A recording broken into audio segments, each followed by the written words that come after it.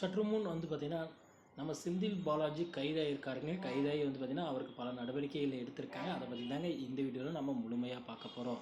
என்ன அப்படின்னு வந்து பார்த்திங்கன்னா, செந்தில் பாலாஜி வந்து பார்த்திங்கன்னா அவர் மீது வந்து பார்த்திங்கன்னா பல வழக்குகள் போடப்பட்டிருக்குங்க. அதனால் முதலமைச்சர் கூட இவரை வந்து பார்த்திங்கன்னா ஆதரித்து எதுவுமே சொல்லலைங்க.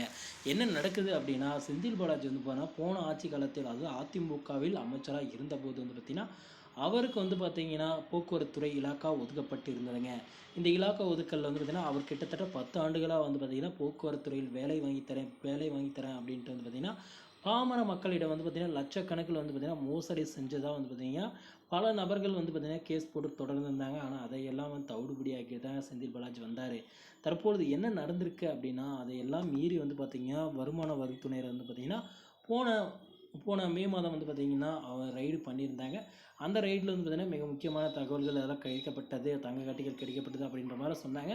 ஆனால் எந்த ஒரு ஆக்ஷனையும் எடுக்கலைங்க. ஆனால் இன்று மீண்டும் ரைடுங்க, நேற்று வந்து மீண்டும் ரைடு பண்ணியிருந்தாங்க. இதில் வந்து பார்த்திங்கன்னா இராணுவமே வந்ததுனால வந்து பார்த்திங்கன்னா திமுக ஆதரவாளர்களால் ஒன்றுமே பண்ண முடியலைங்க. அதாவது வந்து பார்த்திங்கன்னா முக்கிய அமைச்சர்களே சில பேர் எல்லாமே வந்து பார்த்திங்கன்னா அலோவ் பண்ணலைங்க. காலையில் கூட நீங்கள் நியூஸ் பார்த்துருந்தீங்கன்னா தெரியுங்க, நிறைய அமைச்சர்கள் எம்பிக்களை கூட வந்து பார்த்திங்கன்னா உள்ளே விடலை. நீங்கள் யாராக இருந்தாலும் ஒதுங்கி நில்லுங்க அப்படின்ற மாதிரி சொல்லிட்டாங்க. தற்பொழுது வந்து பார்த்திங்கன்னா அதுக்கப்புறமா வந்து பார்த்திங்கன்னா தமிழக முதலமைச்சர் ஸ்டாலின் நேரில் போய் பார்த்துட்டு வந்தாருங்க. அதுக்கப்புறம் வந்து பார்த்திங்கன்னா ஏவா வேலு, அதுக்கப்புறம் பொதுப்பணித்துறை அமைச்சர் ஏவா வேலு, ப்ளஸ் வந்து பார்த்திங்கன்னா இன்னும் முக்கிய அமைச்சர்கள்லாம் நிறைய பேர் வந்து பார்த்திங்கன்னா போயிட்டு அவரை பார்த்துட்டு நல்லா விசாரிச்சுட்டு வந்தாங்க. அவருக்கு வந்து பார்த்திங்கன்னா தீவிர சிகிச்சை கொடுக்கப்பட்ட வருதாகவும் வந்து செய்திகள் சொல்லியிருக்காங்க. மு க ஸ்டாலின் அவங்க பையன், அதாவது வந்து பார்த்திங்கன்னா அமைச்சர் உதயநிதி கிட்ட வந்து பார்த்திங்கன்னா இதை பற்றி கேட்கல. இதெல்லாம் அதாவது பாஜக அரசை கண்டு நாங்களாம் பயப்படுறவங்கள நாங்கள் மீசாவையே பார்த்தவங்க அப்படின்ற மாதிரி வந்து பார்த்திங்கன்னா செய்தியை கொடுத்துருக்காங்க. அதனால் ஒரு நல்ல செய்திகள் வரும் அப்படின்ற மாதிரி தாங்க எதிர்பார்க்குறாங்க.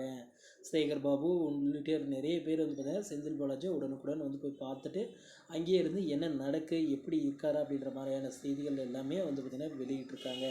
செந்தில் பாலாஜி இது நடிப்பா இல்லை உண்மையாக அப்படி தான் நடந்திருக்கா அப்படின்ட்டு உங்களுக்கு வந்து பார்த்திங்கன்னா உங்களோட கருத்து என்ன அப்படின்னு நம்ம சேனலுக்கு வந்து சப்ஸ்கிரைப் பண்ணுங்கள், பார்க்கலாம்.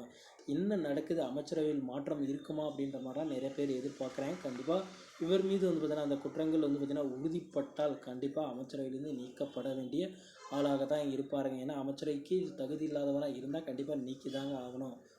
ஓகே ஃப்ரெண்ட்ஸ், வீடியோ உங்களுக்கு பிடிச்சிருந்தா நம்ம சேனலை சப்ஸ்கிரைப் பண்ணி வச்சுக்கோங்க. அப்போ தான் நான் போடக்கூடிய ஒவ்வொரு வீடியோவும் உங்கள் மொபைலுக்கு நோட்டிஃபிகேஷனாக வரும் ஃப்ரெண்ட்ஸ். தேங்க்யூ.